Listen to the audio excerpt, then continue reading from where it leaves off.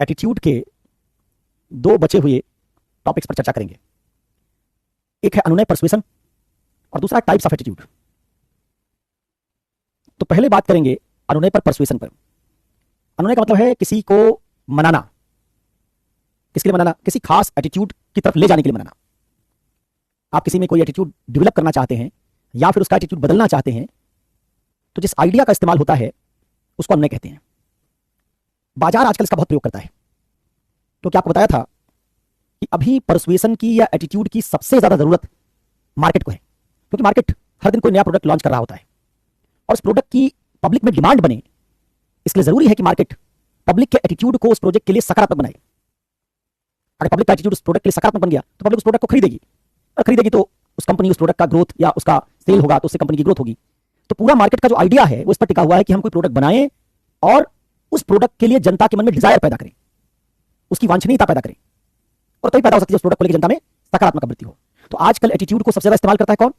Market economy. फिर कौन इस्तेमाल करता है? आजकल हमारी दुनिया नैरेटिव की दुनिया है। इसमें बहुत सारे अलग अलग नैरेटिव्स चल रहे हैं। औरंगजेब का नैरेटिव, राणा सांगा का नैरेटिव, बहुत सारे नैरेटिव्स हैं। ये नैरेटिव्स अलग अलग पॉलिटिकल पार्टीज को सूट करते हैं। तो इसलिए अलग अलग पॉलिटिकल पार्टी चाहती है कि उनका वोटर उनकी पार्टी के प्रति सकारात्मक नजरिया रखे, क्योंकि अगर किसी पार्टी के सपोर्ट में वोटर नहीं आएंगे तो उसके चुनाव जीतने की संभावना नहीं होगी। तो हर पार्टी अपने वोटर बेस को बड़ा करना चाहती है। वोटर बेस कैसे बड़ा होगा? जैसे बाजार में कोई कंपनी कोई प्रोडक्ट बेचना चाहती है, वैसे ही अलग अलग पॉलिटिकल पार्टीज अपनी इमेज बेचना चाहती हैं। एक ऐसी इमेज जिससे एक खास वर्ग जनता का उनकी ओर झुक जाएगा, उसका वोट जनता की तरफ, जनता का वोट उनकी तरफ चलाएगा, तो उस पॉलिटिकल पार्टी के चुनाव जीतने की संभावना बढ़ जाएगी। इसलिए पॉलिटिकल पार्टीज नैरेटिव्स का सहारा लेके अनुनय करना चाहती हैं। तो बाजार अनुनय करना चाहता है सामान बेचने के लिए, पॉलिटिकल पार्टी अनुनय करना चाहती है चुनाव जीतने और वोटर्स का भरोसा जीतने के लिए, बाबा लोग अनुनय करना चाहते हैं धर्म बेचने के लिए। धर्म एक प्रोडक्ट बन गया है।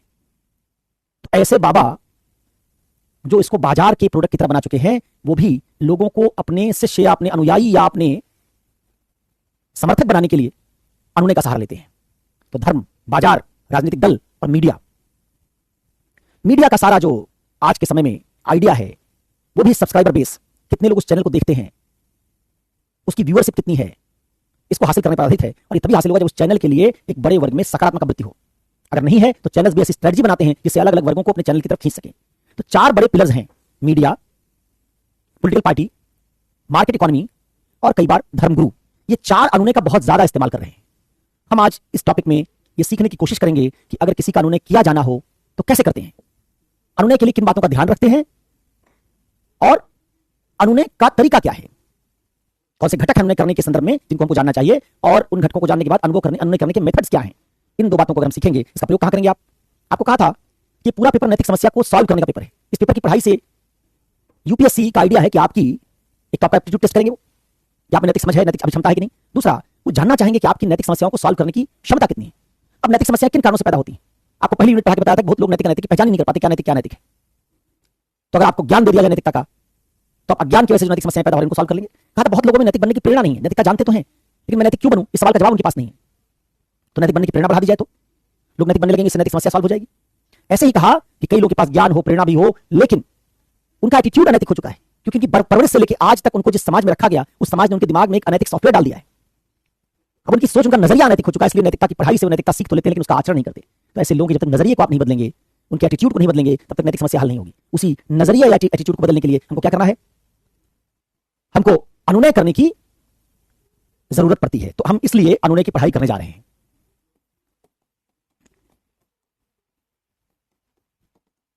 अनुनय या परसुएशन।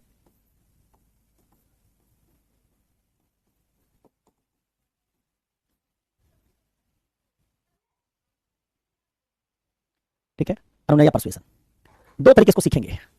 एक, अनुनय के घटक,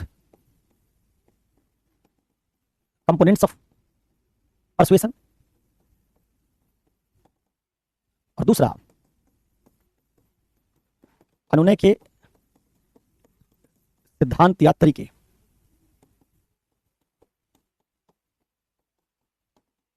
थ्योरीज ऑफ परसुएशन।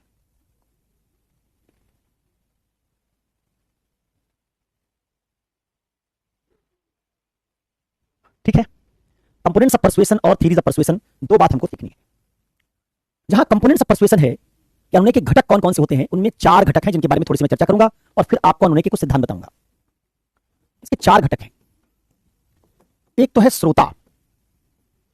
श्रोता उसको कहते हैं, इसको आप कह सकते हैं लक्षित श्रोता, टारगेट ऑडियंस। टारगेट ऑडियंस जिस आदमी का एटीट्यूड बदलवाना हो, जिसको किसी एटीट्यूड की तरफ ले आना हो, उस आदमी को कहते हैं लक्षित श्रोता। एक कंपोनेंट है, इसके बारे में चर्चा करेंगे क्यों हम इसको सीख रहे हैं।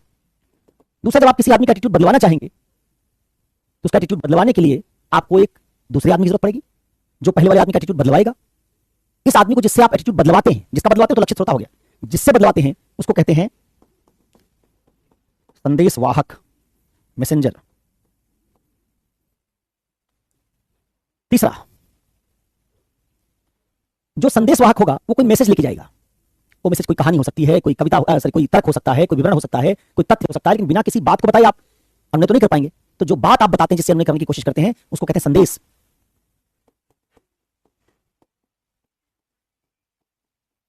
और आखिरी बात, जो रास्ता आप चुनते हैं, अनुनय करने के अलग अलग रास्ते हो सकते हैं, तो जो रास्ता चुनते हैं आप, मार्ग, रूट, 4 कंपोनेंट अनुनय करने के संबंध में जरूरी कंपोनेंट है। मैं चारों कंपोनेंट को उदाहरणों से समझाने की कोशिश करूंगा और फिर हम जाएंगे अनुनय के सिद्धांत या तरीके पर कि अगर किसी का अनुनय करना हो तो कौन कौन सी थीरीज हैं। 4 तरह की थीरीज की बात करेंगे जिनको हम लोगोस, पैथोस, कैरियोस और एथोस के नाम से जानते हैं। वो 4 थीरीज क्या हैं, उनके अंतर्गत कौन कौन सी थीरीज आती हैं, इनके बारे में थोड़ी चर्चा करेंगे। तो ये बात अगर सीख लें आप तो फिर कोई उदाहरण लेके दिखाएंगे कि कैसे किसी खास दशा में अनुनय किया जा सकता है। ठीक है, चलिए।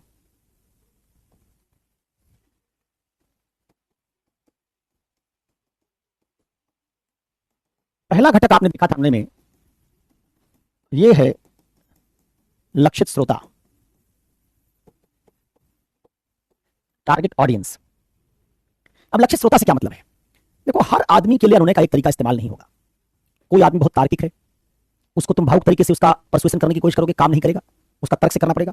कोई आदमी बहुत भावुक है, भगवान को लेकर बड़ा आस्थावान है, अल्लाह है मानता है, और तुम उसको तर्क देने लग जाओ कि अल्लाह नहीं होता, भगवान नहीं होता, तर्क से तुम्हारी बात नहीं सुनेगा, क्योंकि वो मूलतः आदमी आस्थावान है। तो एक बात को मनाने के लिए अगर तार्किक आदमी हो उसको मनाना हो, आस्थावान आदमी हो उसको मनाना हो, एक तरीका काम नहीं करेगा। ठीक है, एक आदमी का सेल्फ स्टीम बहुत हाई है, आत्मसम्मान बहुत मजबूत है उसका, अपनी पहचान को श्रेष्ठ पहचान मानता है, इसका अनुनय करना मुश्किल होगा, क्योंकि जब आप उसको किसी दूसरी चीज के लिए तरफ ले जाएंगे और उसकी पहचान डाइल्यूट होगी तो नहीं मानेगा आपकी बात। दूसरा आदमी है, उसको अपनी पहचान को लेकर हीन भावना है, उसका अनुनय करना चाहेंगे बड़ी आसानी से कर लेंगे।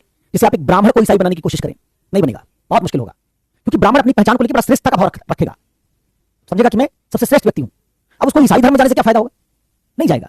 लेकिन आप एक जनजातीय आदमी को जो अपनी पहचान को लेकर मान बैठता है कि शहरी लोग जो है ज्यादा श्रेष्ठ हैं, हमको विकास के उसमें हाशिए पर डाल दिया गया है, वैसा आदमी जो मॉडर्न दुनिया में पिछड़ गया है और अपनी पहचान को लेकर उतना आश्वस्त नहीं जितना ब्राह्मण है, आप उसको आसानी से परसुएट कर सकते हैं, इसको ईसाई बना सकते हैं। तो जो लक्षित श्रोता है ना, कौन है? आस्थावान है या तार्किक है?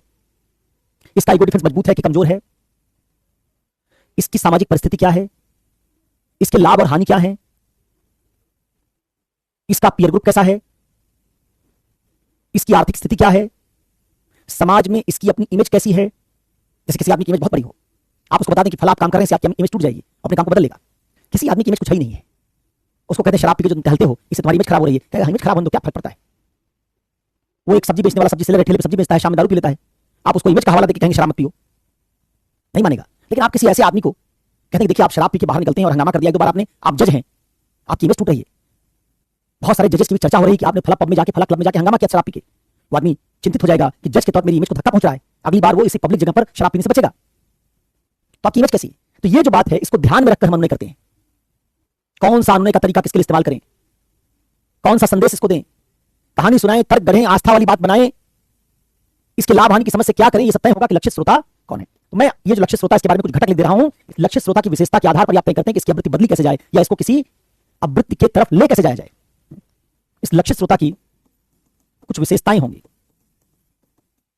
जैसे इसकी अस्मिता, इसकी सामाजिक छवि, इसके लाभ और हानि,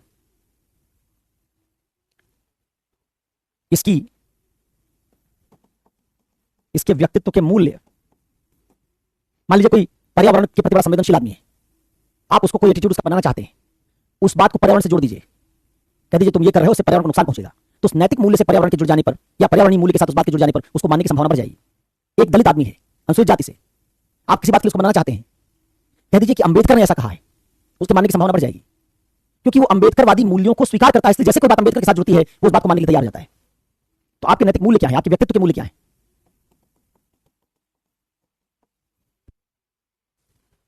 आपकी मनोवृत्ति कैसी है?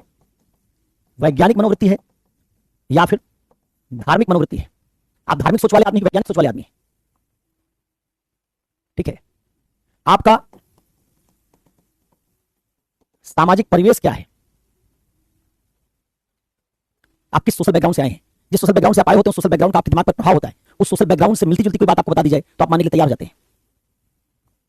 आपकी पहचान क्या है? उस पहचान से जुड़ी बात बता दी जाए। जैसे आप किसान हो, कोई किसान आपको कोई बात कह देगा तो आप जल्दी मान लेंगे, क्योंकि किसान होने के नाते आप उसकी बात को स्वीकार करेंगे। लेकिन कोई पूंजीपति कहेगा नहीं मानेंगे। एक पूंजीपति आए और कह दे तुम्हारा खेत हमको दे दो 10 साल के लिए लीज पे, मैं तुमको कुछ पैसा दूंगा, आप उस उद्योगपति को, व्यवसायी को शक की निगाह से देखेंगे। लेकिन आपके खेत को कोई किसान मांगे कि भाई आप खेती नहीं करते, वाला खेत पड़ा रहता है, उसको हमको दे दीजिए, हम आपको पैसा देंगे, आप मानेंगे किसान धोखा नहीं देगा, आप उसको खेत दे देंगे। तो ये जो बात है, ये लक्षित श्रोता के बारे में देखते हैं हम, उसके ज्ञान का स्तर क्या है। ये सब बात तय करने के बाद तब हम तय करते हैं कि उसका निर्णय क्या होगा। मैं तो आपको एक दो उदाहरण देता हूं, इसे लाभ हानि का देखिए। मान लीजिए दो व्यक्ति हैं जो ट्रैफिक नियम वायलेट कर रहे हैं और आप चाहते हैं कि ये दोनों व्यक्ति ट्रैफिक नियमों का पालन करें। अब देखिए दोनों व्यक्ति कौन से लोग हैं, इनको जानने के बाद आप पाएंगे कि इनके लिए एक तरीका इस्तेमाल अनुनय का आप करेंगे तो ट्रैफिक नियम के पालन करने की जो आप इनके लिए इसको आवृत्ति परिवर्तन करना चाहते हैं, आप सफल नहीं होंगे। एक तरीका एक आदमी भी काम करेगा, दूसरे पे नहीं करेगा। जैसे उदाहरण के लिए देखो, मैं इसी लक्षित श्रोता को समझाने के लिए लक्षित श्रोता को ध्यान में रखकर हम अनुनय कैसे तय करते हैं, एक दो उदाहरण बनाने जा रहा हूं। उदाहरण संख्या 1 जो मैं बना रहा हूं वो बना रहा हूं, दो व्यक्ति जो ट्रैफिक के नियमों का उल्लंघन कर रहे हैं, इनका अनुनय करके इन्हें ट्रैफिक नियमों का पालन करने के लिए मनाना है।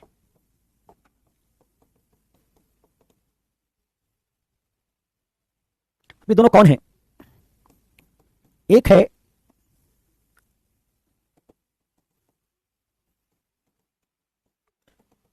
ई रिक्शा चलाने वाला और दूसरा है एक बड़ा उद्योगपति। मान लो ये दोनों ट्रैफिक पर अक्सर रेड लाइट जंप कर जाते हैं। इस रूप में ये दोनों ट्रैफिक के नियमों के पालन के प्रति नकारात्मक वृत्ति बनाए हुए हैं। इनका नजरिया करे कोई बात नहीं, बत्ती लाल है तब भी जंप करो, चलो। ये दोनों क्या कर रहे हैं? ये दोनों लाल बत्ती का उल्लंघन करते हैं। इनके मन में ट्रैफिक नियमों के पालन का कोई सम्मान का भाव नहीं है। आप चाहते हैं कि इनके व्यवहार को और ट्रैफिक लाइट जंप करने के इनके संवेग को थोड़ा बदल दिया जाए, इनसे ट्रैफिक नियमों का पालन करवाएं, लाल बत्ती पर रुकने लगे। कैसे करेंगे? तो हम पहले पता करेंगे दोनों लक्षित श्रोता कैसे हैं। ये दो हमारे लक्षित श्रोता हैं, दो अलग अलग लक्षित श्रोता। पहले हम पता करेंगे कि ई रिक्शा चलाने वाला रेड लाइट क्यों जंप करता है। पाया कि ई रिक्शा चलाने वाला रेड लाइट जंप करके रोज 600 रुपया अतिरिक्त कमा लेता है। अगर रेड लाइट का पालन करेगा तो उसके चक्कर घट जाएंगे, हर बार रेड लाइट पर रुकना पड़ेगा। 4 किलोमीटर की दूरी में 2-3 रेड लाइट है, 15-20 मिनट उसका जाएगा, उसमें उससे उसके 3-4 चक्कर कम हो जाएंगे और उससे उसके 500 से 600 कमाई घटने की संभावना बन जाती है। तो 500-600 रुपया ज्यादा कमाने के लिए ये रेड लाइट जंप कर रहा है, ठीक है। अब आपने पाया क्या कि चालान की दर ट्रैफिक पुलिस ने 200 रुपए रखी हुई है। तो ये ई रिक्शा वाला मानता है कि अगर रेड लाइट जंप करते पकड़े गए तो 200 रुपए का चालान भरना होगा और 500 रुपया मैं दिन में ज्यादा कमाता हूं तो 300 रुपए का नेट प्रॉफिट है। इसका मतलब ये लक्षित श्रोता वो है जो मानता है रेड लाइट जंप करने में फायदा है, पालन करने में फायदा नहीं है, इसलिए रेड लाइट जंप कर रहा है। और फायदा कितने का? 300 रुपए का। क्या करिए आप? सामान्य तरीके से कानून में जुर्माने की राशि बढ़ा दीजिए। ट्रैफिक लाइट जंप करने पर 500 रुपए का जुर्माना कर दीजिए, 200 से बढ़ा के 500। इस ई रिक्शा चलाने वाले का लाभ क्या हो गया? खत्म। अब क्या पाएगा ये कि दिन भर में ट्रैफिक लाइट जंप करूंगा और एक बार चालान हो गया तो 500 रुपए चला गया। इतनी मेहनत करके, रिस्क लेके, टायर घिस के, भगा के रिक्शा 500 रुपया ज्यादा कमाता हूं और एक चालान से रोज चला जाएगा। क्या समझ लेगा? अब रेड लाइट जंप करने का कोई फायदा नहीं। तो इसमें क्या कर सकते हैं? इसमें आप कर सकते हैं क्या? आर्थिक दंड। जुर्माने की राशि बढ़ा दीजिए, इसके रेड लाइट जंप करने की संभावना घट जाएगी। क्या कर दीजिए, इसको कर दीजिए 200 रुपए से बढ़ाकर 500 रुपया। लेकिन दूसरा वाला जो उद्योगपति है, बड़ा उद्योगपति है, जो अपनी बीएमडब्ल्यू से 3 करोड़ की बीएमडब्ल्यू से चलता है, 200 रुपया पहले रेड लाइट जंप करने का फाइन था तो 200 रुपया दे देता था, अब आपने 500 कर दिया, 500 दे देगा, उसके लिए 300 रुपए का कोई मतलब नहीं। तो रेड लाइट जंप करने पर आपने फाइन का दर बढ़ाया, 200 से 500 किया, इस वाले लक्षित श्रोता का एटीट्यूड बदल गया। अब इसका रेड लाइट जंप करने को लेकर जो सकारात्मक नजरिया था नकारात्मक हो गया। अरे कहता कोई फायदा नहीं रेड लाइट जंप करने का, कुछ नहीं मिलेगा, कुछ नहीं बचेगा। लेकिन ये जो दूसरा वाला है, ये 200 रुपया चालान था तब भी रेड लाइट जंप कर रहा था, 500 हो गया तब भी जंप कर रहा है। ये उद्योगपति साल में 50 करोड़ रुपया कमाता है, इतना बड़ा उद्योगपति, हर महीने 4 से 5 करोड़ रुपए की इसकी इनकम है। और 4-5 करोड़ रुपया जब वो कमा रहा है तो इसका मतलब है महीने में, तो इसका मतलब है कि इसकी एक दिन की आय लाखों रुपए में। मान लीजिए एक दिन की आय 15 लाख है। ये क्या करता है, ये रेड लाइट जंप करके अपना टाइम बचाता है, जिस टाइम बचाने से कुछ मीटिंग अटेंड करता है, जिन मीटिंग को अटेंड करने से इसको 5 लाख 4 लाख रुपए तक का फायदा होता है, टाइम से पहुंच जाता है मीटिंग में। अब अगर आप इसको उसी तर्क से रोकने की कोशिश करेंगे जैसे ई रिक्शा वाले को रोकने की आपने कोशिश की, तो फिर तो आपको फाइन करना पड़ेगा 5 लाख रुपए, जो व्यवहारिक नहीं है। आप फाइन कर देंगे 5 लाख रुपया रेड लाइट जंप करने पे, तो बाइक वाले तो रेड लाइट जंप करने पर बाइक ही छोड़ के भाग जाएंगे अपना। ई रिक्शा वाला जंप करेगा, पुलिस वाला रोकेगा, 50,000 1 लाख का उसका ई रिक्शा है, 5 लाख फाइन देना है, ई रिक्शा छोड़ के भाग जाएगा। ऑटो वाला ऑटो छोड़ के भाग जाएगा, ले लो ऑटो हमारा। ये तो बात नहीं चलेगी। आप फाइन 5 लाख थोड़े कर सकते हैं। इसका मतलब इस लक्षित श्रोता के लिए तो अर्थदंड से काम चल जाएगा। इसके लिए आप फाइन 1000 कर देंगे, 2000 कर देंगे, 3000 कर देंगे, 4000 कर देंगे, फर्क नहीं पड़ेगा। अब 5 लाख आप कर नहीं सकते। लक्षित श्रोता क्या है, उसको इस तरह के अर्थदंड का कोई फर्क नहीं। क्या करेंगे, देखेंगे इसके लिए क्या मूल्यवान है। इसके लिए 500, 1000, 2000, 4000 रुपया नहीं, टाइम कीमती है। इसके लिए ज्यादा मूल्यवान था पैसा, हालांकि टाइम से भी पैसा बचा रहा था, लेकिन इसके पैसे का ज्यादा महत्व है। इसलिए टाइम का उसकी तुलना में ज्यादा महत्व है। ये 2, 4, 6, 10,000 रुपए की चिंता नहीं करेगा। तो क्या करें, अब आप कहते मान लीजिए आप में से कोई कहते कि इसको पकड़ के जेल में डाल दो। अगर ऐसा हो जाएगा तो जिसको पुलिस वाले चाहेंगे, ऑटो वाले को, बाइक वाले को पकड़ जेल में डालने लगेंगे, जेल भरनी शुरू हो जाएगी। रेड लाइट जंप करने के लिए आप लोगों को जेल भेजने लगेंगे तो हमारी जेल पहले ही अपराधियों से इतना भर गई है, जो बड़े बड़े क्रिमिनल हैं उनको रखने की जगह नहीं है। ट्रैफिक लाइट जंप करने पर अगर आप लोगों को जेल भेजने लगेंगे तो रोज 50,000 लोग हर शहर में जेल जाने लगे, पता चला शहर को जेल बनाना पड़ जाएगा। व्यवहारिक तो नहीं है। तो क्या करें, और जेल आप भेजने लगेंगे तो ट्रैफिक पुलिस क्या करेगी, ट्रैफिक पुलिस हो जाएगी भ्रष्ट, किसी बाइक वाले को रोकेगी, कहेगी तुम रेड लाइट जंप करके तुमको जेल भेज दूंगा। अब वो बाइक वाला डर के 5,000 रुपया दे देगा, घूसखोरी बढ़ जाएगी। बात ठीक नहीं है। क्या करें, इस लक्षित श्रोता को ध्यान में रखें क्या करेंगे। अब हम 2 बात करेंगे, 2 नियम बनाएंगे। क्या हम कहेंगे कि ट्रैफिक पुलिस को या ट्रैफिक के वायलेशन के लिए सरकार 2 नियम बनाए। एक, या तो ट्रैफिक पुलिस उस आदमी का चालान कर सकती है, 500 रुपया ले सकती है, या फिर जिस आदमी ने ट्रैफिक लाइट को जंप किया है उस आदमी को सेंसिटाइज किया जाए, उसको ट्रैफिक लाइट जंप करने से रोकने के लिए संवेदनशील बनाया जाए। इसलिए पुलिस को पावर दे दिया जाए कि जिसको आप समझते हैं कि वो संवेदनशील नहीं है ट्रैफिक के नियमों को लेकर, उसको एक स्पेशल वर्कशॉप में बुलाया जाए। तो अब आप ये बात अगर समझ गए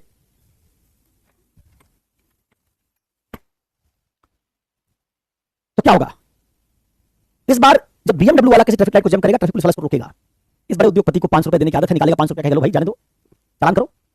इस बार ट्रैफिक पुलिस वाला कहेगा नहीं, इस लक्षित श्रोता के लिए अलग नियम बनाएगा, कहेगा नहीं आपका सर चालान नहीं करेंगे, क्योंकि ट्रैफिक नियम में बदलाव हो गया है। अब या तो हम चालान कर सकते हैं या आपका हम सेंसिटाइजेशन करेंगे।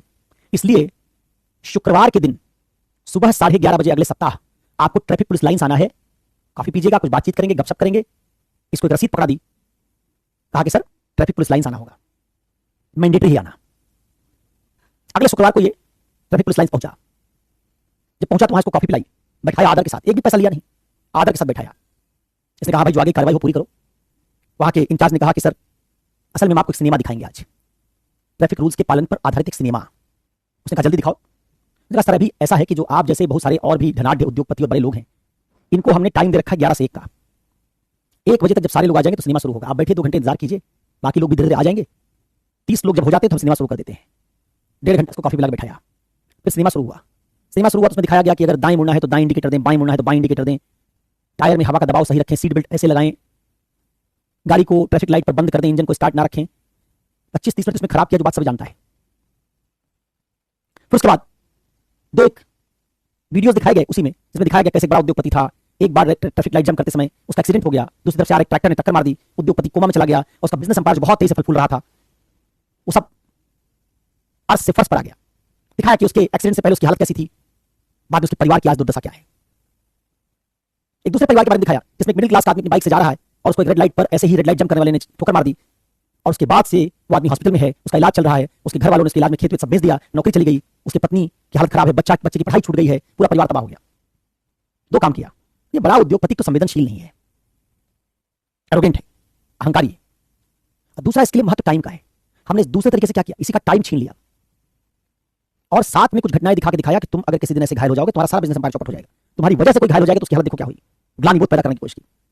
सिनेमा खत्म हुआ तो उसको बताया कि राज वाला सिनेमा 1.5 घंटे का था, अगली बार अगर आप ट्रैफिक लाइट जंप करेंगे तो 3 घंटे का एक बड़ा सिनेमा जो आपको दिखाया जाएगा। पैसा एक नहीं लिया, कॉफी 2 कप ऊपर से पिला दी, कहा अगली बार जंप मत करिएगा, नहीं तो 3 घंटे वाला सिनेमा दिखाएंगे। क्या होगा, ये ट्रैफिक लाइट जंप करना बंद कर देगा। तुम पैसा लगा के चालान की दर बढ़ा के अगर इसको ट्रैफिक लाइट जंप करने से रोकना चाहते, नहीं रुकता। तो लक्षित श्रोता अगर हमारा अलग अलग है तो उसके लिए अलग अलग तरीके अपनाने पड़ेंगे उनके एटीट्यूड को बदलने के लिए। ई रिक्शा वाला भी ट्रैफिक लाइट वायलेट कर रहा है, उद्योगपति भी ट्रैफिक लाइट वायलेट कर रहा है। ई रिक्शा वाले के एटीट्यूड को हमने फाइन की दर बढ़ा के रोक लिया या उसको बदल दिया, उस ट्रैफिक वायलेशन को रोक लिया, उसके एटीट्यूड को बदल दिया। लेकिन उसी एटीट्यूड में बदलाव करने के लिए हमको उद्योगपति के लिए दूसरा तरीका अपनाना पड़ा। तो मतलब जब भी हम कोई अनुनय करते हैं किसी का, तो पहले देखते हैं आदमी कौन है, उसकी जिंदगी में लाभ किस बात से। जैसे उद्योगपति की जिंदगी में टाइम लाभ है, ई रिक्शा वाले के लिए 2 एक्स्ट्रा चक्कर लाभ है। हमने दोनों के लाभों के हिसाब से कि 500 रुपए का लाभ है कि जिंदगी में, दूसरे के हिसाब से टाइम का बहुत इंपॉर्टेंस है। दोनों में जो इंपॉर्टेंट चीज है उसको ध्यान में रखकर हमने ये योजना बनाई। इससे हम उनके अनुनय को करने में सफल होंगे, ऐसी संभावना होगी। एक और उदाहरण सुनो, दूसरा उदाहरण मान लो बाजार का एग्जांपल लेते हैं, कैसे लक्ष्य श्रोता इसमें बदलेगा और देखिएगा पूरा अनुनय का तरीका बदल जाएगा। उदाहरण संख्या 2 सुनो। क्या सीख रहे हैं हम, अनुनय का मतलब आवृत्ति परिवर्तन। आवृत्ति परिवर्तन में क्या जानना चाहते हैं, आवृत्ति परिवर्तन में क्या क्या ध्यान रखा जाता है। उसके अंतर्गत 4 बातें ध्यान रखी जाती हैं, श्रोता का, संदेशवाहक का, संदेश का और रास्ता मार्ग का। उनमें से पहले श्रोता के बारे में हम बात कर रहे हैं। इसको कंप्लीट करने के बाद हम देखेंगे आवृत्ति परिवर्तन के सिद्धांत क्या है, अनुनय के सिद्धांत क्या है। दूसरा उदाहरण देखो, उदाहरण संख्या 2। ये उदाहरण दोनों जो मैंने दिए ये समझने वाले होंगे, लिखने वाले उदाहरण आपको बहुत मिल जाएंगे, आपकी किताब में भी लिखे होंगे। कहा था कि सेकंड यूनिट से एटीट्यूड से इमोशनल इंटेलिजेंस से आपकी किताब, आपकी गाइड में ढेर सारे उदाहरण मिलेंगे। इससे आपको तथ्यात्मक कंटेंट की कमी नहीं होगी। यूनिट 1 में तथ्यात्मक कंटेंट की कमी आपके नोट्स में, उसमें निजी जीवन की नैतिकता के बारे में कुछ लिखा ही नहीं गया है, लेकिन यहां से आपको चीजें मिल लगेंगी। तो इनमें और फिर मैं कुछ उदाहरण बता ही दूंगा ऐसे, जिनसे आप समझ पाएंगे कि लिखने वाले उदाहरण कौन से होंगे।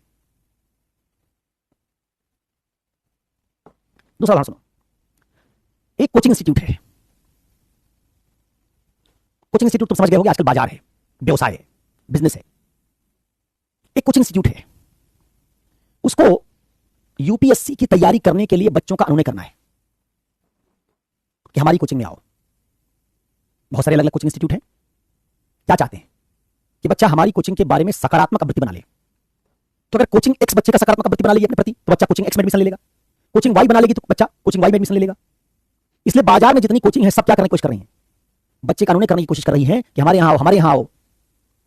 अब इसके लिए कैसे लक्षित श्रोता को ध्यान में रख के देखिए कोचिंग इंस्टीट्यूट अपनी स्ट्रेटजी तय करते हैं। इस बार हम लक्षित श्रोता में ले रहे हैं 2 यूपीएससी एस्पिरेंट। पिछली बार लक्षित श्रोता में लिया था एक ई रिक्शा ड्राइवर और एक उद्योगपति, दोनों ट्रैफिक लाइट वायलेट कर रहे थे, उनको रोकना था। इस बार 2 बच्चे हैं जो यूपीएससी की तैयारी कर रहे हैं, इनको कोचिंग करवाने के लिए हमने करना है कि हमारी कोचिंग में आ जाओ। तो इस बार लक्षित श्रोता हमारा कौन है, यूपीएससी एस्पिरेंट। और जो यूपीएससी एस्पिरेंट है इसको 2 भागों में बांट रहे हैं। देखना कैसे दोनों के लिए अलग अलग मॉडल काम करेगा। दोनों यूपीएससी की कोचिंग करने के लिए आएंगे, लेकिन पहले वाले के लिए एक मॉडल, दूसरे वाले के लिए दूसरा मॉडल। इस यूपीएससी एस्पिरेंट के लिए क्या है, कोचिंग संस्थान इसका अनुनय करना चाहते हैं। अनुनय करने का मतलब इसकी आवृत्ति को अपने पक्ष में करना चाहते हैं। जो कोचिंग इंस्टीट्यूट अपने पक्ष में आवृत्ति को कर लेगा वहीं जाके बच्चा एडमिशन ले लेगा, उसे कोचिंग की ग्रोथ, उसे कोचिंग के एडमिशन बढ़ जाएंगे। अब देखो इसमें से जो पहला यूपीएससी एस्पिरेंट है यह है हिंदी भाषी बिहार राज्य का ग्रामीण परिवेश से आने वाला भावुक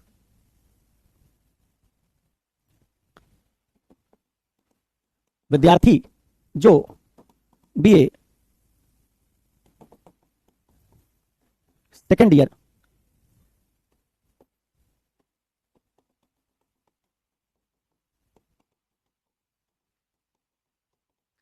विद्यार्थी है। पहले वाले का मैंने रिवील कर दिया, दूसरे वाले का इसके बाद बताएंगे कौन है दूसरा, वो भी उसको भी कोचिंग करवानी, पहले वाले भी करवानी। बिहार राज्य से, झारखंड से, छत्तीसगढ़ से, कहीं से ले लो, उत्तर प्रदेश से, बुंदेलखंड से, महोबा से, कहीं से ले लो। एक ऐसा भावुक विद्यार्थी। अब देखो कोचिंग इंस्टीट्यूट क्या करेगा, कैसे करेगा?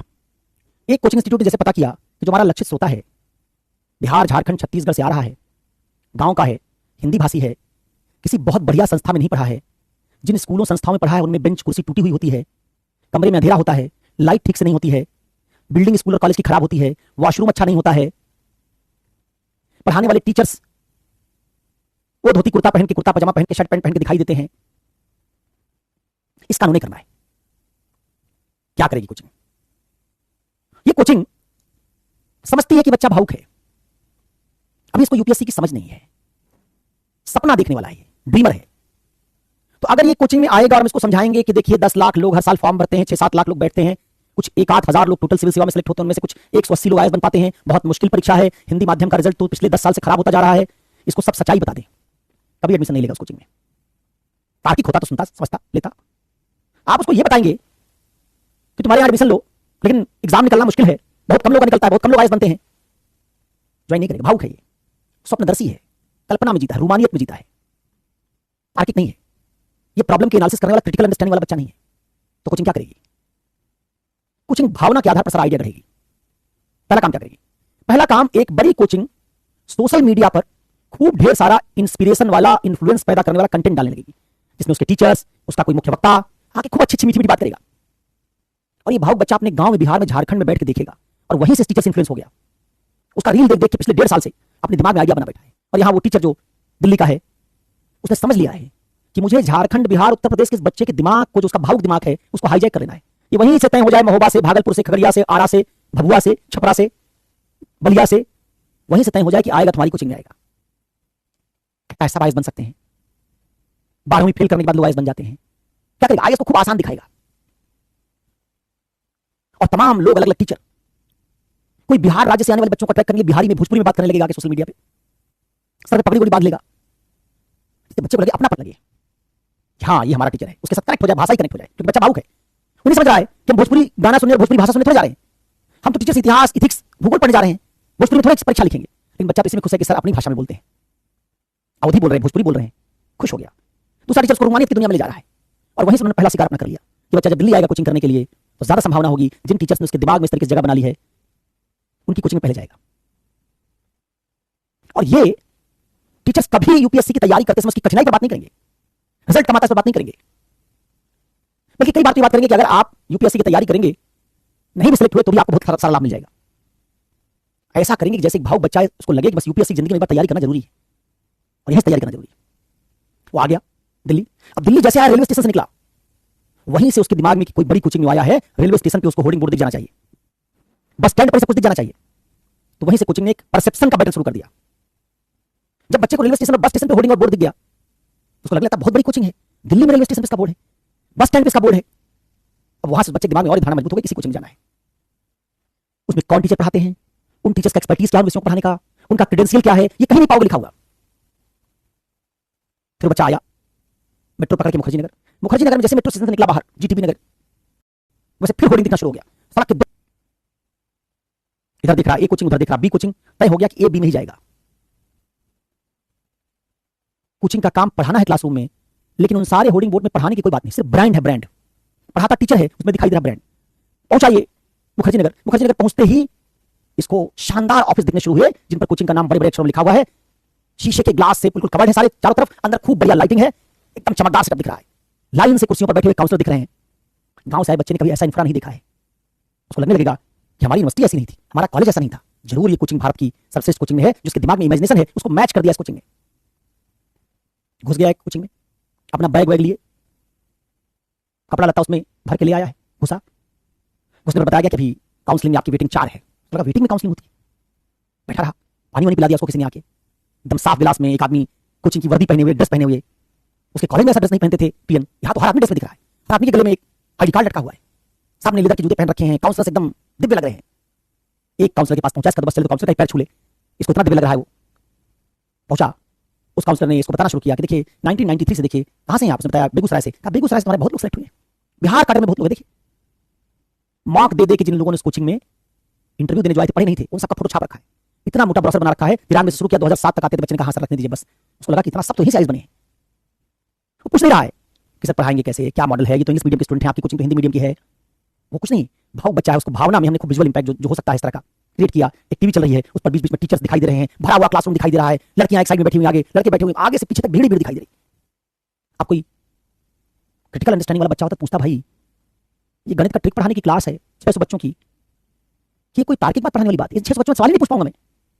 उसको तो भीड़ देख के खुश हो गया, क्योंकि वो उसके दिमाग में क्लास का ऑरा बना, क्लास चमकदार है, डिजिटल बोर्ड है, सब तरफ लाइट्स जल रही हैं, टीचर मंद मंद मुस्कुरा रहा है। ये सारा जो आइडिया है, इसमें कहीं पढ़ाएंगे क्या, कैसे पढ़ाएंगे, मॉडल क्या है, मेथड क्या है, यूपीएससी की डिफिकल्टी क्या है, कोई बात नहीं। इस भाव बच्चे ने इतने सारे रिजल्ट देखने के बाद कहा, सर आपकी फीस बहुत ज्यादा है। काउंसलर तैयार बैठा है, जानता है कि जो 2 लाख फीस रखी है ये फीस असल नहीं है, ये तो धोखा देने की है। काउंसलर ने कहा कि अभी हमारे यहाँ 5 दिन का एक स्पेशल ऑफर चल रहा है, बहुत टाइम से आ गए हो, आज ही खत्म हो रहा है, उसमें 20% फीस की छूट है, 40,000 छूट रही तुम्हारी फीस, आज ही एडमिशन लेना पड़ेगा, 1,60,000 जमा करो, ऑप्शनल सीसेट जीएस सब यहीं से पढ़ लो। बच्चे बोला तो चमत्कार हो गया। उसको क्या पता कि ठगने का तरीका साल भर ऐसे चलता रहता है। उसने सोचा लाइफ टाइम अपॉर्चुनिटी मिल गई, कितना भाग्यशाली हूं, आज ही आखिरी खत्म हो रहा था ये और मैं आज ही पहुंच गया। उसके मन में लड्डू फूट रहे हैं कि कितना भाग्यशाली हूं, बस एडमिशन मिल जाए किस तरीके से। उसने कहा सर अभी भी थोड़ा ज्यादा है, हम तो इतना पैसा लेके घर से आए नहीं है, काउंसलर उसके लिए भी तैयार है, आज इंस्टॉलमेंट बना देंगे।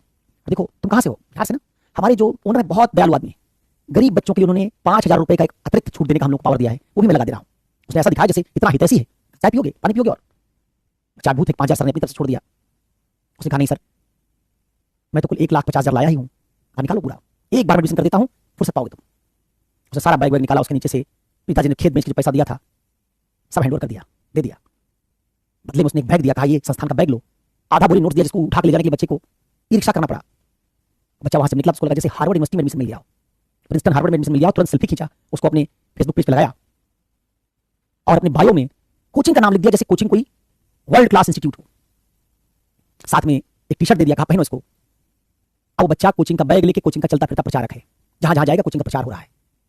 ऐसा नोट्स दे दिया जो कभी पढ़ नहीं पाएगा, इतने पेज हैं, आधा बोरी नोट्स है, कभी खत्म ही नहीं होगा। बच्चे ने पूछा सर जीएस कैसे करेंगे, कहा सब यहीं से। पूछा करेंट सर, कहा सब हमारा चैनल है, किताब कहा सब हम देंगे। वो बच्चा, उसको लगा सब कुछ यहीं हो गया, ऑप्शनल यहीं हो गया, जीएस यहीं हो गया, निबंध यहीं हो गया, सीसेट यहीं हो गया, करंट भी यहीं से मिल जाएगा, इनका चैनल उस पर देख लेंगे, सब इन्हीं का है। उसने पूछा नहीं कि सर इतना सारा एक्सपर्टीज आप कैसे बना लेते हैं। बच्चे ने कहा सर कुछ लोग कहते हैं एनसीईआरटी पढ़ना चाहिए, उनका कुछ नहीं, एनसीईआरटी एनसीईआरटी चक्कर मत पढ़ना, अखबार भी हम नहीं पढ़वाएंगे तुमको, एनसीईआरटी से ज्यादा बढ़िया हमारी किताबें। संतुष्ट होकर बच्चा लग गया, लौट आया, 1,50,000 देके उसको लगा कि बस हम सीधे कोचिंग खत्म करते हैं, यहाँ से कलेक्टर का यही लोग हमको नियुक्ति पत्र भी दे देंगे। ये भाव बच्चा 4 साल बाद जब पीटी देगा, 3 साल बाद, और 3 साल बाद जब 2 पीटी में फेल हो जाएगा, तब उसको समझ में आएगा कि कोचिंग तो किसी काम की थी ही नहीं, इसमें तो जो पढ़ाया वो तो हर किताब में लिखा है। और यूपीएससी जो हर किताब में लिखा है, अगर उसको पूछने लगे तो 9 लाख लोग आईएएस बन जाएंगे। अब उस बच्चे में डेवलप हुई क्रिटिकल थिंकिंग, भाव नहीं रह गया 4 साल में, क्योंकि परीक्षा दे चुका है, परीक्षा देने के बाद जमीनी हकीकत समझ गया, अनुभव है, ज्ञान है। तो यही बच्चा क्या है, 5 वर्ष बाद 2 बार परीक्षा में फेल होने के बाद, अब अगर आप इसको कोचिंग जरूरत भी है, पीटी नहीं निकल रहा है, एक बार पीटी निकला, मेंस लिखा नंबर नहीं आया, कोचिंग जरूरत है। लेकिन अगर अब आप इसको ऐसी कोचिंग में, काउंसलर ऐसे जो बैठे हैं, बोर्ड जो लगा है, ब्राउजर दिखाएंगे, इतना सिलेक्शन है, इस तरह से करेंगे, तो कोचिंग में घुसते ही काउंसलर को डांट देगा, काउंसलर दिखाना शुरू करेगा, 93 चरण के बंद करो। सारी कोचिंग खर्च कर लोग फोटो छाप रहे हैं, अंग्रेजी माध्यम विद्यार्थी हिंदी माध्यम में फोटो छाप रहे हो, पढ़ाते हिंदी माध्यम में हो, मैं सब जानता हूं, 5 साल से रह रहा हूं यहाँ पे। काउंसलर को कुछ बताएगा, पूछ ले कितना मेंस लिखे हो, कहेगा 1 मेंस लिखे हैं, 4 पीटी दे चुके हैं, 3 पीटी दे चुके हैं, तुमसे ज्यादा जानता हूं। काउंसलर को धमका देगा जिसका पहले बैच में तैयार था। काउंसलर कहेगा हमारे यहाँ ये क्लास है, वो क्लास है, हम सब दे देंगे, तुम्हारा सब नोट्स बकवास है, कुछ नहीं होता उससे। कहेगा सर कहां मिलेंगे बताओ। अब इसको तुम ये बोर्ड दिखा के क्लासरूम में भीड़ दिखा के, इसने लोग बैठा पढ़ाते भीड़ बकरी की तरह, इसे आज बनेगा कोई। ये बच्चा इसको दोबारा अगर कोचिंग में एडमिशन दिलवाना चाहोगे तो ये नहीं मानेगा, ये नहीं लेगा। अब ये क्या बन चुका है, तार्किक श्रोता का नेचर बदल गया है। अब ये जाएगा ऐसे टीचर के पास जिस टीचर का प्रीलिम्स निकलवाने का, जिस टीचर का मेंस निकलवाने का नाम है, जो प्रचार नहीं करता, उसके पास ढूंढ के जाएगा। कोचिंग पता करेगा इसका एक्सपर्टीज है, टेस्ट सीरीज पता करेगा इसका एक्सपर्टीज है, और वहां जाएगा तो सीधे टीचर से मिलेगा, एक काउंसलर से बात नहीं करेगा, टीचर से मिलवाओ। टीचर पूछेगा सर मैं पीटी देता हूं, फिर कर जाता हूं, क्या गलती कर रहा हूं, टीचर को तार्किक जवाब देना पड़ेगा। मेंस में सर मैंने लिखा था, जीएस फर्स्ट पेपर इतना नंबर आया, टीचर से पूछेगा क्या लिखा था, कौन सा आंसर लिखा था तुमने, कैसे लिखते हो, और जब वो कन्विंस हो जाएगा कि हाँ इस टीचर ने हमको दिखा दिया कि हम ये गलती कर रहे हैं, ये आंसर तो ऐसे होना ही चाहिए, तब ये कोचिंग ज्वाइन करेगा। ये 5 वर्ष बाद भी क्या है, 5 वर्ष बाद भी यूपीएससी एस्पिरेंट है, और 5 वर्ष पूर्व तब भी ये यूपीएससी एस्पिरेंट था। 5 साल पहले ये भावुक था, 5 साल बाद ये तार्किक है, 5 साल पहले ये कल्पना जीवी था, 5 साल बाद ये यथार्थ जीवी है। इसलिए ये वाली कोचिंग जो 5-6 लोगों को बैठा देती होगी कमरे में, उसमें पढ़ने के लिए तैयार नहीं होगा। ये प्रोग्राम पूछेगा आप, यूपीएससी के पेपर की समझ है, तो अनुनय करने के लिए ये कोचिंग क्या करेगी, दूसरी वाली इसके लिए अनुनय का तरीका क्या होगा? अनुनय का तरीका अलग होगा। इसमें यूपीएससी पर ज्यादा बात होगी, और इसमें यूपीएससी की नहीं, बोर्ड की, होर्डिंग की, रील की, सोशल मीडिया की बात ज्यादा होगी। तो जैसे आपका लक्ष्य श्रोता बदलता है, वैसे आपके अनुनय का ढंग बदल जाता है। लक्ष्य श्रोता भावुक है, अलग तरीका काम करेगा, तार्किक है, अलग तरीका काम करेगा। ग्रामीण परिवेश से आया है, शहर को लेकर उसके मन में आ रहा है, एक काउंसलर ने उसको कन्विंस कर लिया, 4 साल 5 साल शहर में रह चुका, अब उसके ऊपर शहर का सारा ग्लैमर खत्म हो गया। अब दूसरे आदमी को जो तार्किक बात करेगा, उसको आपको कन्विंस करने के लिए भेजना पड़ेगा। ठीक है, तो ये जो आपने उदाहरण सुने, इनसे समझा होगा कि कैसे एक ही तरह से आप सारे श्रोताओं को कन्विंस नहीं कर सकते। जैसे आप टूथपेस्ट में देखते हैं, भावुक श्रोता है, अगर प्रियंका चोपड़ा एक पेस्ट दीपिका पादुकोण लगा ले, कह दे से मेरे दांत सफेद हो गए, खरीद लेगा पेस्ट, क्योंकि भावुक है, प्रियंका चोपड़ा का फैन है, दीपिका पादुकोण का फैन है, वो ये पेस्ट करती इसीलिए लगा लेगा। वो कह दे साबुन लगाने से मेरी त्वचा मुलायम हो गई, पूछेगा नहीं कौन सा साबुन है, इसमें क्या क्या पड़ा है। दीपिका पादुकोण लगाई, आलिया भट्ट लगाई, कृति सेना ने लगाया, इसलिए हम भी लगा लेंगे। लेकिन वही तुम देखते हो कई बार एक विज्ञापन होता है जिसमें डॉक्टर सफेद कलर का कोट पहन के आता है और कहता है कि अगर आपको दांतों में झंझनाहट या सनसनाहट का एक्सपीरियंस होता है तो ये दांतों में कैविटी की समस्या है, लिखा होता है उस पे डॉक्टर।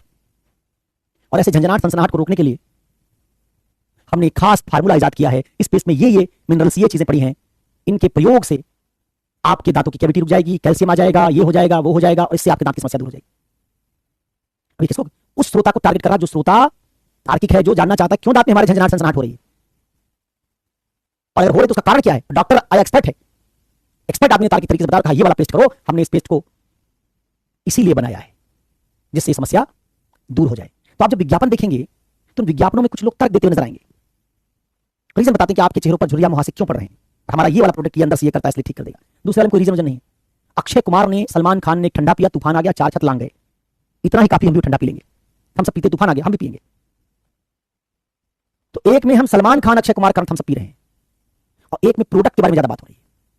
दोनों में अच्छे श्रोता अलग अलग है। एक भावुक आदमी है जो फैन है, फॉलोअर है किसी का, उसके कहने मात्र से बात मान ले रहा है।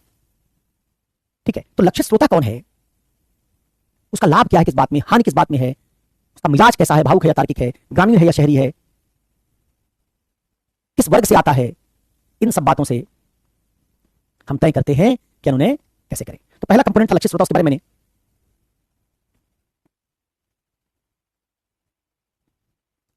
आपको बताया। दूसरा जो हमारा कंपोनेंट है वो है मैसेंजर।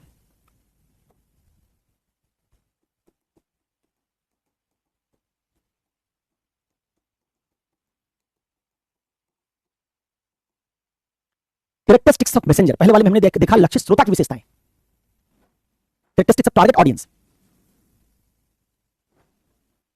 और उसके आधार पर आइडिया बनाया कि क्या करना चाहिए। इस बार हम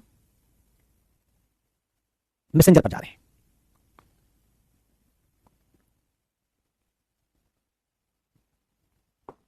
चलिए, आप देखा मैंने अभी, आप कमेंट खूब कर रहे हैं,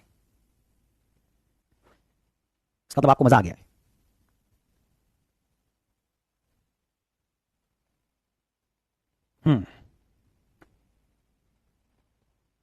अच्छा, ठीक है। मैसेंजर देखिए,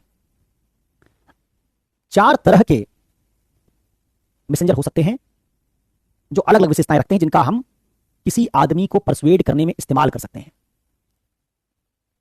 अरे लक्षित श्रोता कोई कॉन्सेप्ट है क्या यार जिसकी डिफिनेशन सुनोगे? तुम तो ऐसे पूछ रहे हो जैसे ये थर्मोडायनेमिक्स का नियम पढ़ाया मैंने, परिभाषा पूछ रहे हो। मैं कह दूं मेरा नाम अमित है, तुम कहते हो अमित की परिभाषा बताइए सर। अरे भाई, लक्षित श्रोता का मतलब जिसका एटीट्यूड चेंज करवाना है, जिसका उन्हें करना है, बताया तो था। ठीक है, नहीं नहीं, पीडब्ल्यू बहुत नैतिक कोचिंग है, पीडब्ल्यू के बारे में कुछ भी बात नहीं है, डिस्क्लेमर के साथ, डिस्क्लेमर के साथ। अब आइए जरा सुनिए, 4 तरह के लक्ष्य श्रोता मतलब वह व्यक्ति नहीं, कुमकुम सोनी, लक्ष्य श्रोता का मतलब जिसकी अभिवृत्ति बदलवानी हो, जिसको किसी एटीट्यूड के लिए मनाना हो, वो लक्ष्य श्रोता है। जैसे आपने देखा था ई रिक्शा वाले को मनाना था कि मान जाओ, ट्रैफिक लाइट जंप मत करो, तो लक्ष्य श्रोता था। अमित की परिभाषा से जान लोगे उस दिन तुम ब्रह्म बन जाओगे, और अभी मैं तुमको ब्रह्म नहीं बनाना चाह रहा हूं, अभी तुम जीव बने रहो, अज्ञान में घिरे हुए जीव। इसलिए अमित की परिभाषा के बजाय अभी सीमित चीजों पर जोर लगाओ।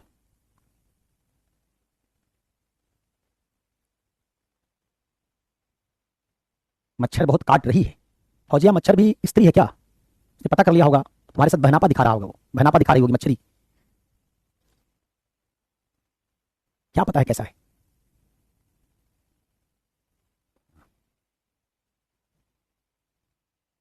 अरे अमित और अमिट में अंतर होता है। ऐसा मत करो कि अमित का मायने संजना, ये बता दो जो दूर दूर तक उसका मायने नहीं है। अमिट और अमित अलग अलग है। जो ना मिटे वो अमिट है, अमित नहीं। मच्छर मादा होती है, अच्छा, तो मतलब मच्छरों में पितृ सत्ता है ही नहीं, मादाओं का राज है। देखो 4 तरह के संदेशवाहक हो सकते हैं, 4 तरह की विशेषताएं वाले लोग हो सकते हैं। जो चांदनी जी और कोमल भटेजा जी, ये मूली क्या होता है, मूली प्रकटीकरण बता दीजिए सर। मूली मूली थोड़े मैं पढ़ाऊंगा, मूली उनसे बॉटनी वाले टीचर से पूछना, बॉटनी पढ़ाने को आता होगा, सवाल तुम्हारा देखेंगे। पहले तो नियम बनाओ, तुम कांत पढ़ चुकी हो, जो तुम अपने लिए चाहते हो दूसरे के साथ करो, जो दूसरों के लिए करना चाहोगे अपने लिए मानो, या तो दूसरों को सवाल पूछने दिया करो। अगर तुम कहती नहीं सर आगे पढ़ाइए, तो फिर तुम भी आगे पढ़ाने दो, क्या करें पहले बताओ। और ये मूली का मतलब क्या है? अच्छा मूल्य, मूल्य है इसका मतलब, ओहो अच्छा मूल्य प्रकटीकरण, मुझे लगा मूली कहां से आ गया। हाँ तो वैल्यू स्पेसिफिक लिख देते, मूल्य लिख देते, MOLLY। अब ये मूल्य कैसे भाई, किस हिसाब से? MULYA तो मूल्य हो सकता है, कुछ और हो सकता है, वैल्यू लिख देते। मैं भी सोचूं कि मूली गाजर कहां से अचानक आ गया, मैंने तो कुछ ऐसा पढ़ाया नहीं। ठीक है पहले इसको सुनो फिर मूली पे लौटेंगे। 4 तरह के लक्ष्य श्रोता, 4 तरह के मैसेंजर। एक तो जो देखो जिनमें क्रेडिबिलिटी है, एक जिनमें है विश्वसनीयता।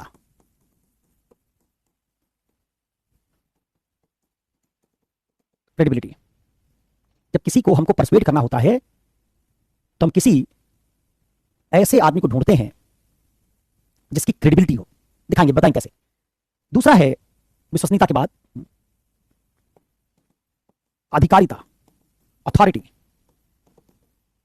अथॉरिटी, ऐसा कोई आदमी जो उस विषय का विशेषज्ञ हो, स्पेशलिस्ट हो, विद्वान हो, तो वो भी हमारा मैसेंजर हो सकता है। तीसरा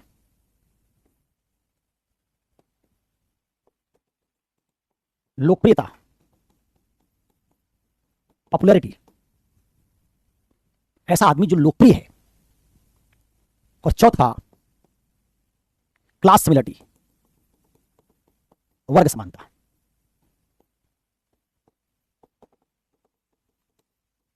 क्लास सिमिलरिटी, सिमिलरिटी में ये LARITY लिखा है।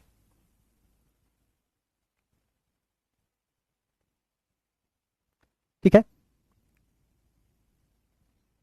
संजीवनी प्रजापति, मैं सॉफ्टवेयर इंजीनियर थोड़े हूं, इथिक्स का टीचर हूं। अब एक फोन से दूसरे फोन में तुम कैसे ट्रांसफर करोगी? कल पूछ लोगे सर मैं अपनी आत्मा को दूसरे व्यक्ति में कैसे ट्रांसफर कर दूं? तो ये सब सवाल इथिक्स के टीचर से इथिक्स का सवाल पूछो। जिंदगी के सारे सवाल मुझे थोड़े पता है। चलिए, तो पहला जो विश्वसनीयता है क्या है? देखो एक आदमी अगर उसमें नैतिक मूल्य है, और नैतिक मूल्यों के कारण, जैसे कैसा है नैतिक व्यक्तित्व, जिसमें हो ईमानदारी, जिसमें हो सत्यनिष्ठा, ऐसा व्यक्ति अगर कोई बात कहे तो उसके व्यक्तित्व की विश्वसनीयता के आधार पर, उसके व्यक्तित्व की नैतिकता के आधार पर उसकी बात को मान लेने और उसकी जो बात कह रहा है वैसी अभिवृत्ति बना लेने की संभावना बढ़ जाएगी। जैसे मैं एक उदाहरण देता हूं आपको।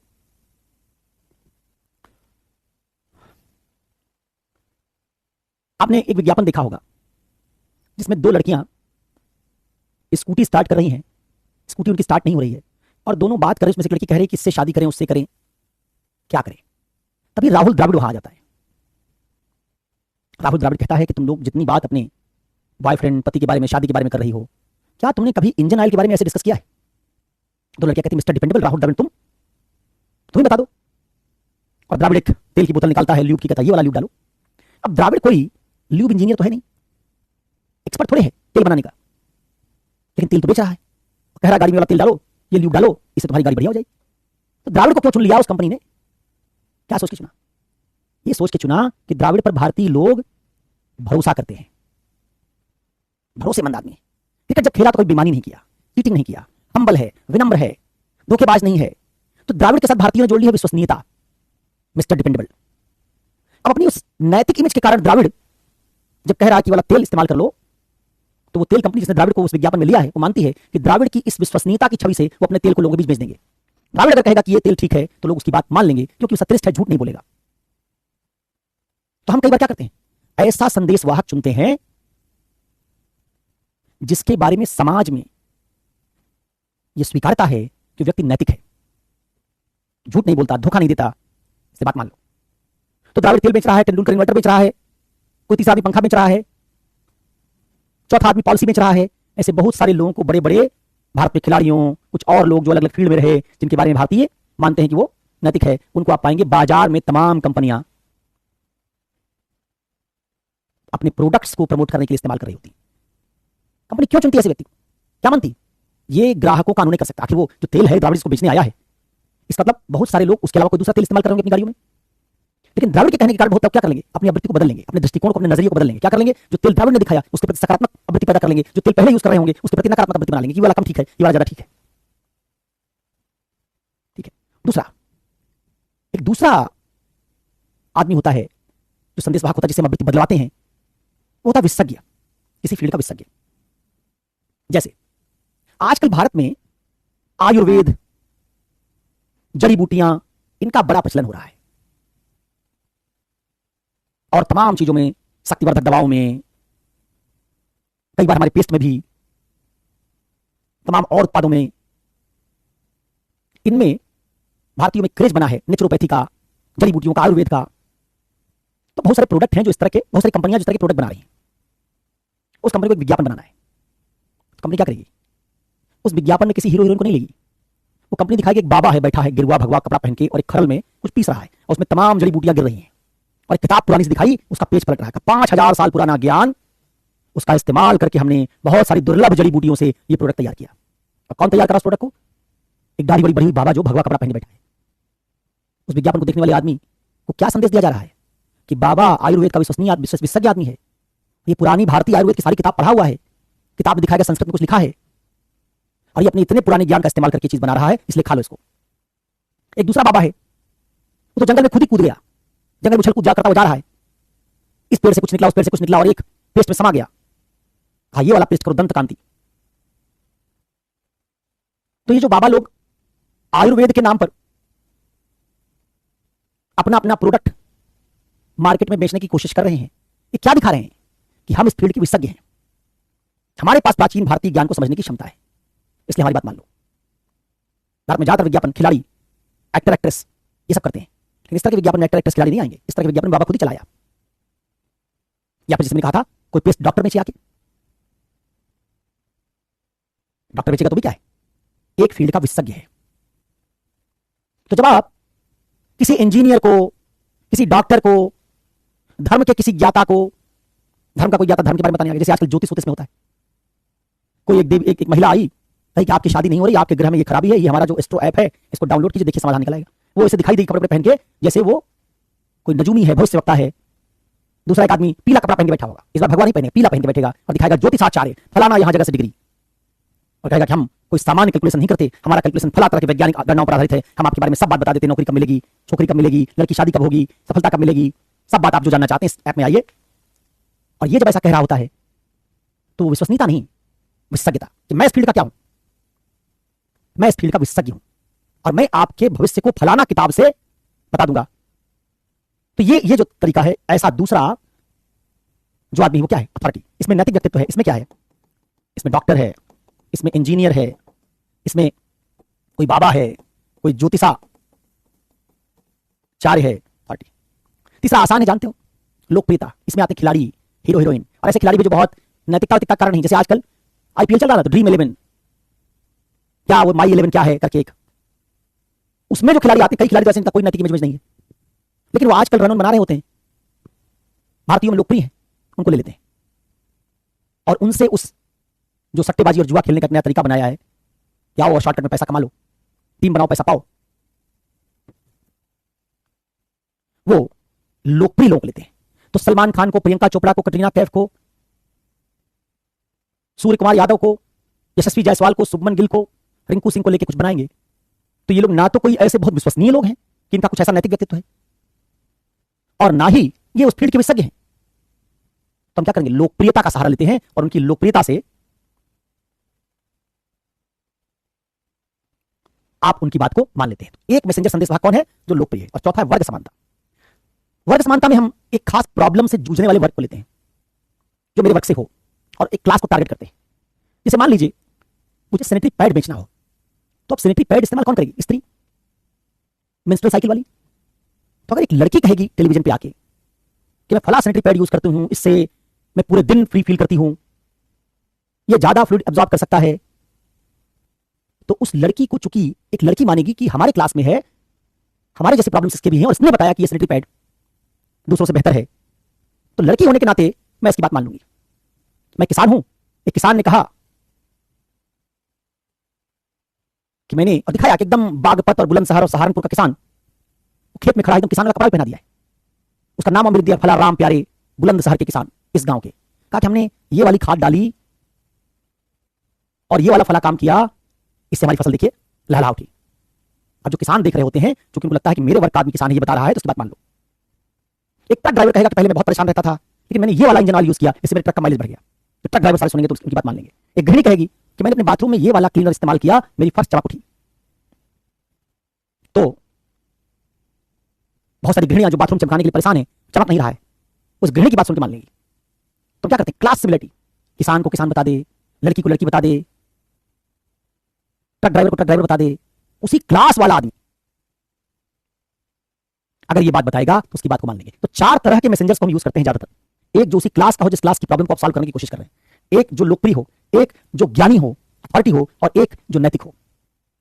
इस तरीके से किसी आवृत्ति को बदलवाने के लिए आप एक तो लक्ष्य श्रोता का ध्यान देंगे। अगर लक्ष्य श्रोता भावुक होगा तो क्या करेंगे? आप लोकप्रिय आदमी को पकड़ेंगे, वो कहेगा तो लक्ष्य श्रोता बात मान लेगा। जैसे भारत में लोग भावुक ज्यादा हैं, तो भारत में जितने विज्ञापन बनते हैं उनमें 70% विज्ञापन में हीरो हीरोइन एक्टर्स आते हैं, क्योंकि उन भावुक लोगों के लिए ये एक्टर जिनकी फैन फॉलोइंग बड़ी है, ये बात कहेंगे तो भावुक लोग मान लेंगे। अगर हमारे देश में तार्किक लोग ज्यादा होते तो हम अधिकारिता वाला विज्ञापन ज्यादा बनाते, एक्सपर्टीज वाला। कोई एक्सपर्ट बताएगा तर्क देके तो हम बात मानेंगे। और इसी तरीके से अगर हम नैतिक लोग ज्यादा हों, हमारे अंदर मूल्य ज्यादा हैं, तो हम नैतिक आदमी की बात ज्यादा मानेंगे, क्योंकि नैतिक आदमी को हम पसंद करेंगे। तो आपको किसी नैतिक व्यक्ति का अनुनय करना है तो चुनिए विश्वसनीय आदमी। किसी तार्किक आदमी का चुनना है करना है तो चुनिए अधिकारिता वाला। किसी भावुक आदमी का चुनना है लोकप्रियता वाला चुनिए। किसी विशेष वर्ग की प्रॉब्लम को सॉल्व करना है तो वर्ग वाला चुनिए। ठीक है? इस प्रकार से संदेशवाहक अलग अलग तरह के हो सकते हैं। दूसरा घटक क्या है? तीसरा घटक क्या है? संदेश, कैरेक्टरिस्टिक ऑफ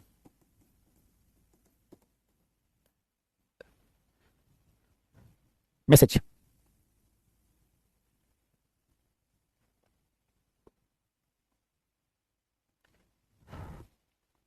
पूछते हैं क्या की हो सर, आप इतना सारा एग्जाम्पल तुरंत कैसे बना लेते हैं?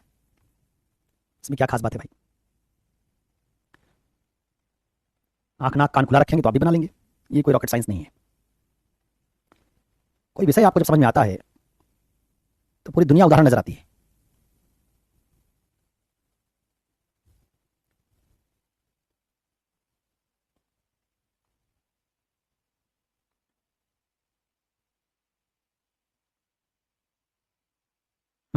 ये बात बिल्कुल सही है। बाल ऐसे सफेद नहीं हुए, बिल्कुल सही, अनुभव से सफेद हुए।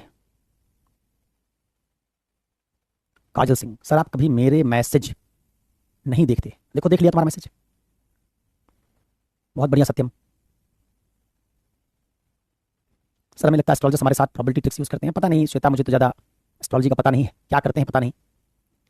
कौशलेंद्र जी ये नहीं, अभी कंप्लीट नहीं हुआ, अभी तो बातचीत चल ही रही है। आप कहें तो कर दें 2-4 मिनट में। प्रतीक्षा, मेरे क्वेश्चन का आंसर दीजिए प्लीज। चांदी जी आप प्लीज मत कहा कीजिए, आप कहा कीजिए मेरे क्वेश्चन का आंसर तुरंत मिलना चाहिए। आदेशात्मक भाषा इस्तेमाल किया कीजिए। चुनाव किसी राज्य का है, फोटो मोदी की, राज्य मुख्यमंत्री चलाएगा, मोदी थोड़े चलाएंगे। तो क्या करते हैं? मोदी के नाम से अनुनय करने की कोशिश करते हैं। तो टीवी नहीं है ना, ये पूरे देश में होर्डिंग में मोदी की फोटो लगाएंगे तो वो टीवी विज्ञापन थोड़े है। वो तो मैंने तुमको एग्जांपल टीवी विज्ञापन से कुछ मार्केट से दिए, लेकिन वो तो हर जगह होता है। पॉलिटिक्स में जाओगे तो वहां भी ऐसा होगा। टीवी में कई बार जिन एक्सपर्ट्स को टीवी वाले बुलाते हैं उनके नीचे लिख देते हैं पूर्व विदेश सचिव फला। ये क्यों क्यों बुलाते हैं उनको? किसी खास विषय पर बातचीत करने के लिए उनको बुलाते हैं तो मानते हैं कि उस विषय के विशेषज्ञ हैं, इसलिए हमने उनको इस पैनल में शामिल किया। ठीक है, अब देखो संदेश की विशेषता है। मैसेज, मैसेज कई तरह का हो सकता है। जैसे एक मैसेज है जिसको कहते हैं नैरेटिव, बल्कि मैं लिख दे रहा हूं उससे भी बड़ी चीज, ग्रैंड नैरेटिव। मान लीजिए हमको तुम्हारी पूरी सोच को बदलना है। बड़ा नहीं करना, छोटा मोटा नहीं। एक पेस्ट यूज नहीं करवाना है, एक साबुन नहीं लगवाना जिससे तुम्हारी त्वचा मुलायम हो जाएगी, गोरेपन की क्रीम नहीं लगवानी जिससे गोरे हो जाओगे। बड़ा करवाना है।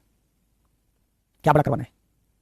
हम चाहते हैं कि देश में एक पॉलिटिकल पार्टी चुनाव जीत जाए। पॉलिटिकल पार्टी क्या देखती है कि भारत में अगर हम गवर्नेंस के नाम पे वोट मांगेंगे कि हम अच्छा काम कर रहे हैं, पुल बना दिए, सड़क बना दिए, तो ठीक है, साल पुल सड़क बना दिए, हो गया काम, अगली बार तुमको वोट क्यों दें? तुम कहोगे करप्शन खत्म करेंगे, तो करप्शन एक बार खत्म कर दोगे, उसके बाद नहीं रह जाएगा, फिर अगली बार क्यों दें वोट? इसका मतलब ये सब जो इश्यू है ये तो तात्कालिक है। इनसे कोई पार्टी अगर वोट लेने की कोशिश करे तो वोट तो चुनाव मिल जाएगा, लेकिन चुनाव दर चुनाव क्यों लोग वोट देंगे? जैसे नीतीश कुमार जब आए तो सुशासन बाबू थे, कहते हैं बिहार में जंगल राज खत्म किया लालू यादव का, लेकिन अब खत्म हो गया जंगल राज। अब कहां याददाश्त में लोग हैं बिहार में लालू के समय क्या होता था? अब तुम वही बात दोहराओगे तब लोग वोट नहीं देंगे। वो गए उस बात से, वो 15-20 साल पहले, 25 साल पहले कभी चीज रही होगी, क्यों देंगे? तो क्या करें?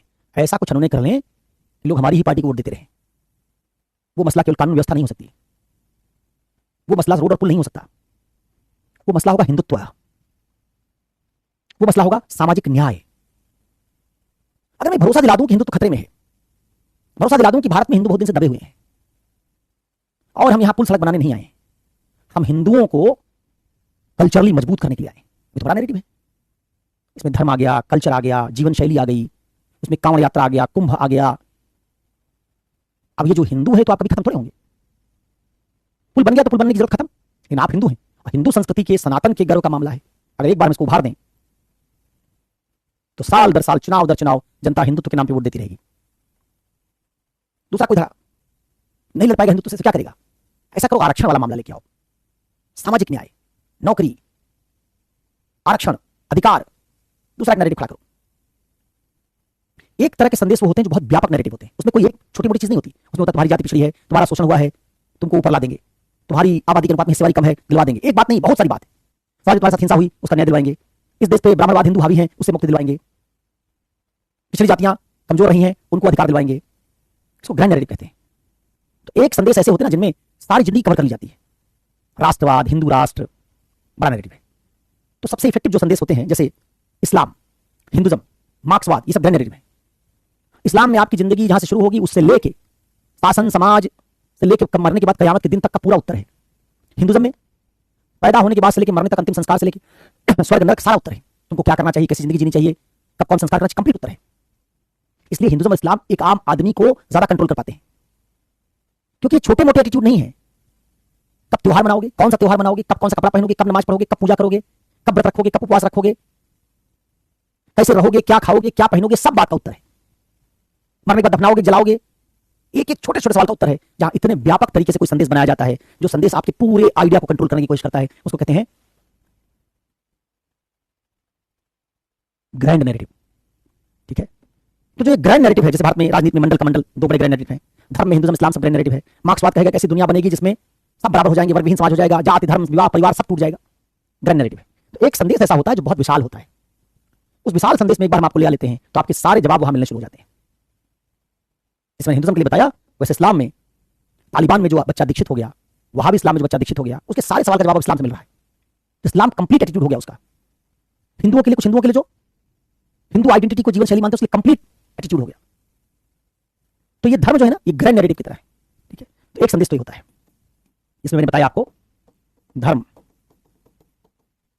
मार्क्सवाद, बहुत बड़ी बड़ी कहानियां, रामायण महाभारत की कहानियां ग्रैंड नैरेटिव है। दूसरा संदेश होता है जिसमें हम एविडेंस बेस्ड बात करते हैं ना, साक्ष्य एवं तथ्य आधारित संदेश। जैसे कुछ अखबार हैं, वो रिपोर्टिंग करते हैं, और जब वो रिपोर्टिंग करते हैं तो ढेर सारी बातों को, सरकार की कमियों को ढूंढ के आते हैं कि भला कोरोना के समय ये किया था आपने, चीन हमारी सीमा में घुस आया, इतना एरिया ऑक्युपाई कर लिया है, सैटेलाइट इमेज दिखाएंगे, अमेरिका वाली इमेज दिखाएंगे, और कहेंगे कि आप जो कह रहे हो कि सरकार जो है वो कड़ी सरकार है, राष्ट्रीय सुरक्षा से कोई समझौता नहीं करती, वो ठीक बात नहीं कह रही है। एविडेंस से आपने कुंभ मेले में कह दिया कि सब कुछ ठीक ठाक रहा, कोई एक न्यूज़पेपर होगा, रिपोर्ट करेगा, क्या करेगा, गंगा नदी के पानी की रिपोर्ट छाप देगा। तमाम लोग जो गए थे उनका एक्सपीरियंस बताएगा, कैसे उनको 12-12, 14-14, 16-16 घंटे लग रहे थे, 20 किलोमीटर 10 किलोमीटर जाने में, कैसे लोग उनको ठग रहे थे। बहुत सारी रिपोर्टिंग करके क्या करेगा, ये जताने की कोशिश करेगा कि कुंभ मेला मिसमैनेजमेंट का शिकार रहा। दूसरी तरफ दूसरा अखबार होगा, दूसरा मीडिया चैनल होगा जो कुंभ मेले की सकारात्मक स्टोरी चलाएगा, लोगों के इंटरव्यू सुनवाएगा, वो बताएंगे बहुत खुश हुए, बड़ा बढ़िया आनंद आया, बहुत बढ़िया व्यवस्था थी। तो आप जब जैसे दो वकील जब जिरह करते हैं कोर्ट में, दोनों जज को अपने अपने पक्ष में करने की कोशिश करते हैं, जज का एटीट्यूड अपने पक्ष में करने की कोशिश करते हैं, अन्य करने की कोशिश कर रहे होते हैं वकील, दोनों क्या करते हैं, दोनों कुछ साक्ष्य एविडेंस और कुछ तर्क करते हैं, दोनों दावा करने की कोशिश करते हैं हमारे पक्ष में फैसला दे दो। तो ये जो संदेश है, ये संदेश है जिसमें एविडेंस पर, तथ्य पर ज्यादा बल होता है। जैसे उदाहरण ले रहा हूं, जैसे न्यायालय में वकील अपनी बात से जज को मनाने की कोशिश करते हैं। तीसरा संदेश होता है जिसमें कोई नैतिक मूल्य होता है जिसको हम स्थापित करने की कोशिश करते हैं ना। जैसे आपने कछुआ खरगोश की कहानी सुनी होगी। कछुआ खरगोश दोनों रेस में दौड़े, खरगोश ज्यादा तेज दौड़ता था लेकिन जीता कछुआ, क्योंकि कछुआ लगातार दौड़ा, खरगोश रुकता रहा बीच बीच में और उसके रुकने के कारण वो रेस हार गया। ये कहानी क्या कहती है? निरंतरता से हम जीवन में सफल होंगे। निरंतरता एक मूल्य है। तो ऐसे संदेश दिखाए जाते हैं। जैसे आप महापुरुषों की क्या करते हैं, जैसे महापुरुषों का जीवन, उनके कार्य से लोगों का उन्हें कहानी सुनाते हैं कि सरदार वल्लभ भाई पटेल ने ये किया था, भगत सिंह ने ये किया था, अम्बेडकर ने ये किया था, उससे हमने करने की कोशिश करते हैं। तो ऐसे बहुत सारे तरह के अलग अलग संदेश हो सकते हैं। किसी में तथ्य ज्यादा होगा, किसी में ग्रैंड नैरेटिव होगा, किसी में नैतिकता का पुट ज्यादा होगा, किसी में आर्गुमेंट होगा, किसी में कहानी होगी, किसी में रियल लाइफ की स्टोरीज होंगी। इस तरह के अलग अलग तरह के संदेशों से हम देखते हैं कि कौन से श्रोता को किस तरीके से कन्विंस किया जाए। ठीक है। और चौथी और आखिरी बात है मार्ग। 4 तरह के मार्ग हो सकते हैं। एक को कहते हैं एथोस, दूसरे को कहते हैं लोगोस, तीसरे को कहते हैं पैथोस, चौथा है कैरियोस। बहुत पॉपुलर नहीं है लेकिन वो भी एक तरीका है। मार्ग मतलब किस रास्ते से चल के आप अनुनय करेंगे। एथोस का मतलब होता है अपील टू एथिक्स और मॉरलिटी, नैतिकता पर बल। लोगोस का मतलब होता है अपील टू रीजन, तर्क पर बल। यह है अपील टू इमोशन,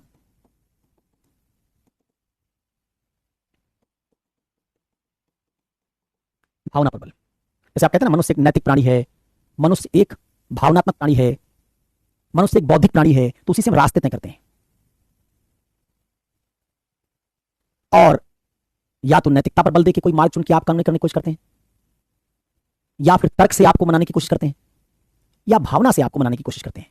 चौथा कैरियोस होता है जिसमें हम किसी सिचुएशन विशेष पर बल देके आपको मनाने की कोशिश करते हैं ना। जैसे मान लो कैरियोस की बात मैं करूं तो सपोज करो कि राज्य में बाढ़ आई हो, भूस्खलन हो गया, अभी अभी वहां बहुत नुकसान हो, जैसे म्यांमार में भूकंप आया। और मान लो म्यांमार में भूकंप आया, छोड़ दो उसको बाढ़ वाले को, म्यांमार में भूकंप आया, बहुत सारी इमारत गिर गई, थाईलैंड में बहुत सारी इमारत गिर गई, फोटो आ रहा, वीडियो आ रहा, बहुत बड़ी स्काईस्क्रैपर निर्माणाधीन बिल्डिंग गिर गई। और इस बिल्डिंग के गिरने के बाद सरकार एक सर्कुलर जारी करे कि हम बिना भूकंप रोधी मटेरियल के कोई बिल्डिंग नहीं बनने देंगे। इसके पहले सरकार यही बात कहने की कोशिश करती नागरिकों को कि कोई भी बिल्डिंग सस्ते मध्य ऐसे मत बना लो, भूकंप आएगा गिर जाएगी, तो भूकंप रोधी बिल्डिंग बनाओ, उसमें 15 लाख खर्च ज्यादा आएगा लेकिन भूकंप रोधी होनी चाहिए। लोग नहीं मान रहे थे, वो 10 लाख 15 लाख बचाने की कोशिश कर रहे थे। भूकंप आने के बाद सरकार तुरंत भूकंप के बाद अगर सर्कुलर जारी कर दे, कानून बना दे कि राज्य में कोई भूकंप के मानकों को पूरा किए बिना कोई बिल्डिंग नहीं बनेगी, आगे से लोगों के इसको मानने की संभावना बढ़ जाएगी। क्योंकि अभी भी उन्होंने भूकंप की आपदा झेली है। इस खास परिस्थिति में उनको अगर हम ये कहेंगे कि सरकारी कानून लेके आ रही, जानमाल का बहुत नुकसान हुआ, अब आगे से नहीं चलने देंगे ऐसा, तो आप पाएंगे उसको मानने की संभावना बढ़ जाती है। भारत पर कोई आतंकवादी हमला हो, उस आतंकवादी हमले के बाद सरकार अपनी पॉलिसी बदल दे, लोग मान लेंगे। लेकिन सामान्य समय में सरकार उस तरह कानून बनाएगी तो लोग कहेंगे सरकार तानाशाह हो रही है, आतंकवाद रोकने के नाम पर निर्दोष लोगों को परेशान कर रही है। लेकिन आतंकवादी हमला हो, उसमें 100 भारतीय मारे जाए, 200 भारतीय मारे जाए, सरकार उसका हवाला देके कोई कानून बना दे, विरोध कम होगा। इसको कैरियोस कहते हैं।